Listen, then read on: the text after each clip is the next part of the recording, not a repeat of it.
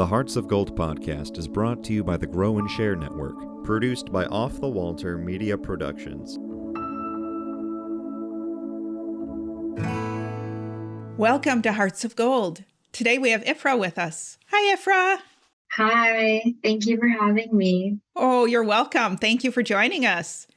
Can you tell us about your Girl Scout Gold Award project? My Gold Award project is called Child Myopia Awareness, and it strived to address the surge in child myopia cases, especially since the COVID-19 pandemic.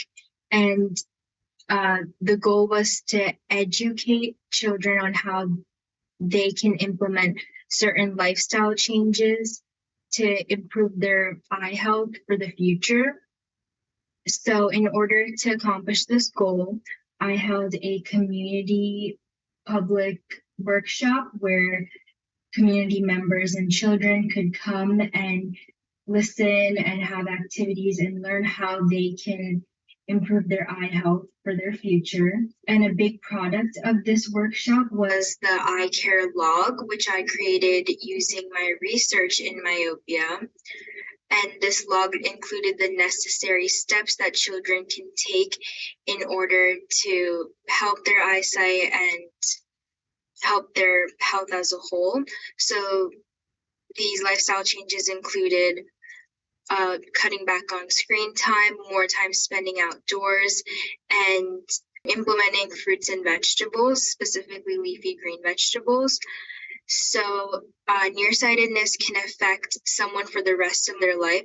So my goal for this project was for children to understand the importance of eye care, which is an area that children and parents often neglect. What inspired your project?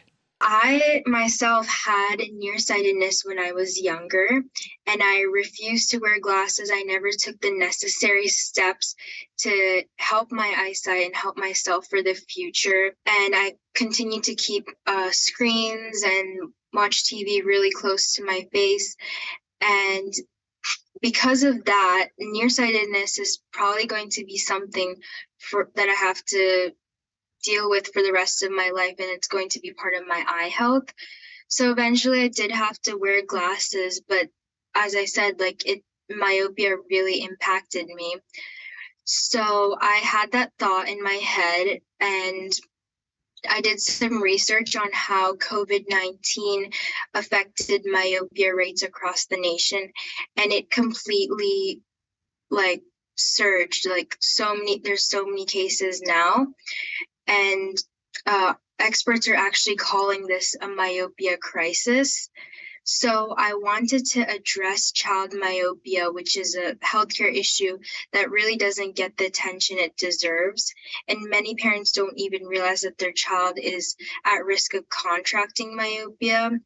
And speaking of healthcare is something that I'm passionate about, specifically advanced healthcare. So my project is basically a combination of my personal experience with my interests. Who was on your team and how did you create that team? My Girl Scouts Gold Award mentor, Sherry Stewart. She guided me through every step of the way. She was always there to answer my questions, suggestions, and connected me with different people. I could not have done this project without her. And another person is Dr. Terry Young, which is an ophthalmologist I actually reached out to in Wisconsin. So I had a meeting with her, and she gave me a whole different perspective on my research in myopia. What I'd done before I talked to her was just preliminary, but she actually advanced my research and how this is a big issue that kids are facing, so many kids. So it was great talking to her. I learned a lot, and I had insight into an ophthalmologist's point of view of this whole myopia crisis. Of course, my parents helped me a lot. They gave me many suggestions, what I should do to make my project creative and look nice.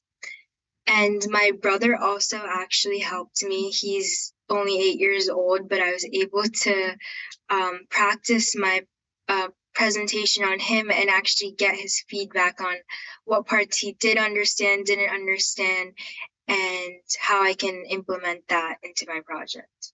You mentioned that Dr. Young is in Wisconsin, which is far from you. How did you make that connection? I actually read online like top ophthalmologists. Like I wanted to get an opportunity to talk with like a ophthalmologist who specializes specifically in myopia. And I saw many of her publications, many of her articles, and I just reached out, found her email, reached out to her. And this is a reoccurring theme throughout my project of like going online, researching and finding emails, finding phone numbers constantly, which is a really important skill that I think everyone should have and learn throughout their Gold Award journey.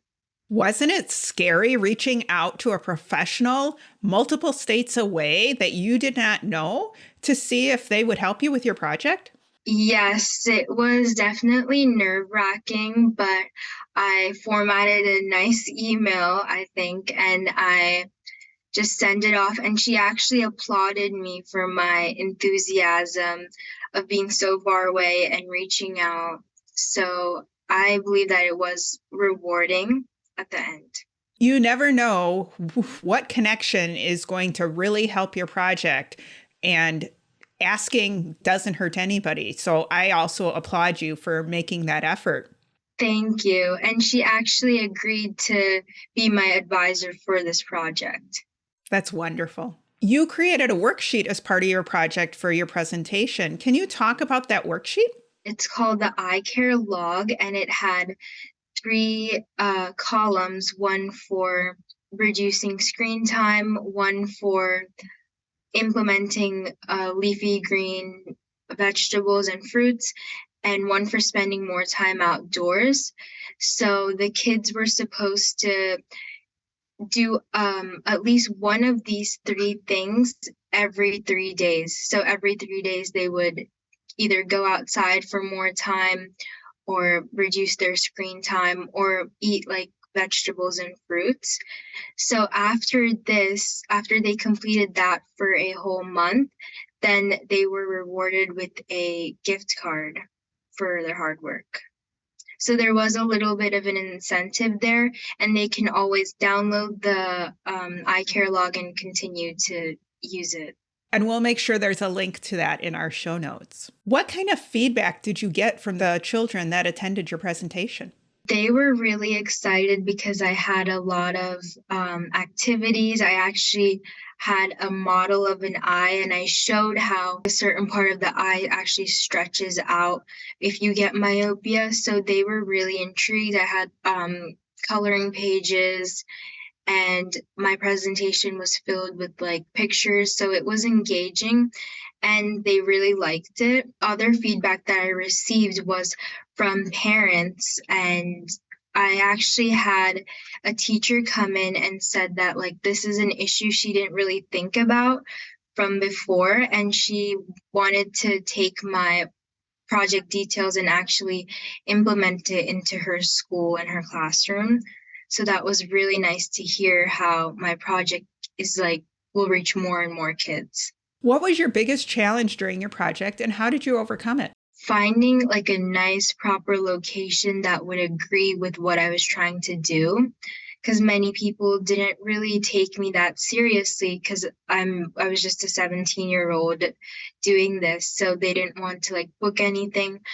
But I ended up connecting with my local library and explaining them what I wanted to do, what my goal was, and they were really helpful throughout the project. And the marketing aspect was easy. It was just like creating flyers, but parents were a little hesitant to have their kids attend a public event because it still was during COVID. So that was a little bit of a hurdle, but we ended up having a good amount of kids show up and it all went well. And I think these challenges were important for me to go through in order to learn how I can organize myself differently for my future. What did you learn about the Gold Award process itself that you didn't know and might be helpful to others looking to do the Gold Award? Connections. You have to connect and you have to network. And a lot of people I know think that like connecting might be a little awkward, just reaching out. Like I reached out to somebody across the country, but I still ended up getting a reply and they ended up being my advisor. So connecting is really, really crucial for this project. You never know who can help you and who they know that they can help you. I actually invited a state representative to be an attendee for my project, and he gave a lot of positive feedback on my presentation, and he actually suggested that I send him my project details so it can be utilized in the Delaware Department of Education, which is my state. Networking is really, really important, and there's nothing to shy away from with networking. Just reaching out, calling, emailing, it's really, really important.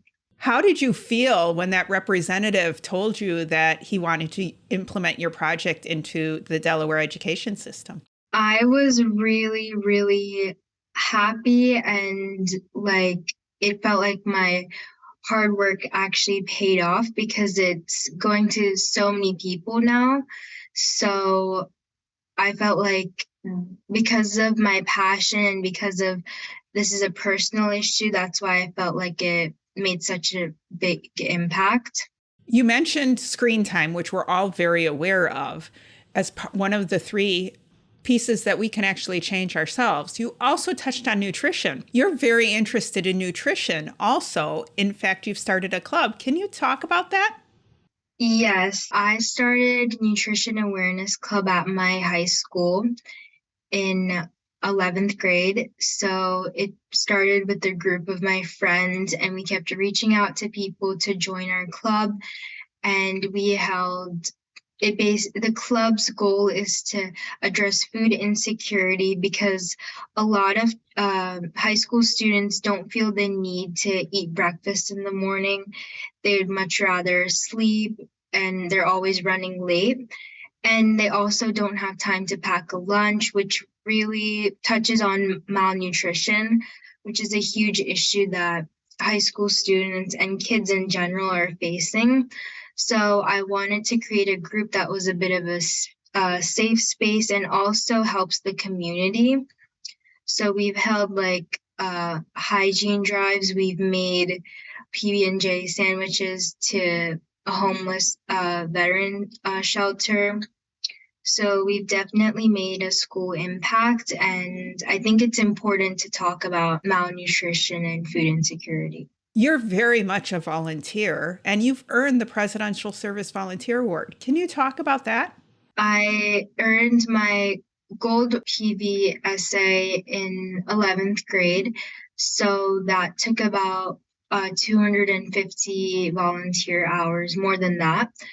So yeah, I volunteered in multiple organizations, and I really love seeing the impact that just one person, me, can make.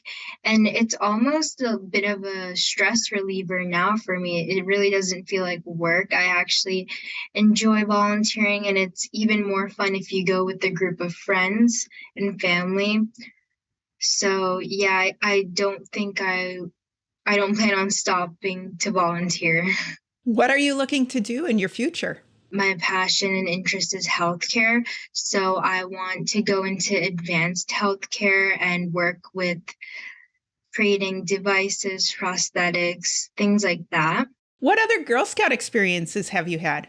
I've enjoyed camping when I was in middle school. I remember camping was one of my favorite activities with all the Girl Scouts. And throughout my Silver Award journey with all of my Girl Scout team, we had a lot of fun doing that. We would meet every week, and that was just a really like fun time of my life. What was your silver project? How we can help shelter and stray animals. Is there anything else you'd like to share with the audience? If you're starting your Gold Award journey, I think the best way is to dive into yourself and think about what your past experiences are, and that will definitely, like, your passion will show through your project if it's a personal experience of yours. And as I mentioned before, make sure to connect and network as much as you can. That's a skill that will take you not just through your Gold Award journey, but it'll take you really far in life. So you never know who's going to help you and who they can make you meet and stuff like that. So that is the biggest piece of advice I would give. How do you make your s'mores? I actually like to have my marshmallow completely like burnt. Like it needs to be completely black. Then I put it in the graham cracker, and I don't have chocolate with it at all. So I really like it has to be basically on fire. That's how I like it. Well, thanks for joining us today. Thank you. Thank you for having me. This was an awesome opportunity. Make sure to click follow or subscribe so you always know when new episodes are released. Empower your passion and conquer your challenges. The Hearts of Gold podcast is brought to you by the Grow and Share Network, produced by Off the Walter Media Productions. Thank you for listening and spreading the word on what we do. If you want to share your story of how you earned your Gold Award, reach out and send an email to growandsshare@outlook.com. Be sure to listen to the newest episodes on your favorite podcast app, as well as view the full video episodes on youtube.com/Cheryl M. Robinson. That's youtube.com/Cheryl, the letter M, Robinson. Take care, and we'll see you next time.